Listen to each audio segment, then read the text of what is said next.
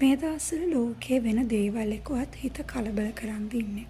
හැම වෙලේම නිවුස් බලනවා නම්, ඒ දේවල් දකිනවා නම්, ඒ දේවල් එක්ක ගොඩක් වෙලාවට ගැටෙන කෙනෙකුට මේක වැඩි වැඩියෙන් බලන්නත් හිතෙනවා. ඉතින් මේක සාමාන්‍යයි.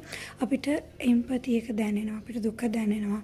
ඒ මිනිස්සු මොනතරම් දුකක් විඳිනවද කියලා අපි මානසිකව සෆර් කරනවා. ඉතින් අපි කොච්චර කම්පා වුණත් සමහර වෙලාවට තියෙනවා කොච්චර මානුෂීය වුණත් අපිට කරන්න පුළුවන් දේවල් මේ වෙලාවේ නැහැ.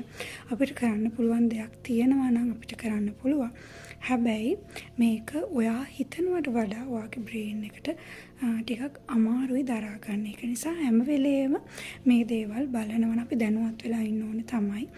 හැබැයි හැම වෙලේම ඔයා මේ දේවල් එක්ක ගැටෙන කෙනෙක් නම් හැම වෙලේම නිවුස් වල බලන සමහර වෙලාවට ග්‍රැෆික්ස් පාවිච්චි කරලා හදන ඒවා වෙන්න පුළුවන්, AI වලින් වෙන්න පුළුවන්.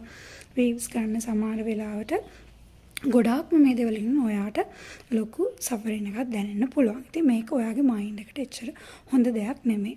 ඉතින් ඒක නිසා උදේ නැගිට්ටම පැයක් විතර පුළුවන් නම් ඔයාගේ දවස ප්ලෑන් කරන්න සහ ෆෝන් එක ඩිජිටල් දේවල් වලින් ඈත් වෙලා ඉන්න. උදේ විතර නෙමෙයි රෑ නිදාගත්තත් එහෙම තමයි.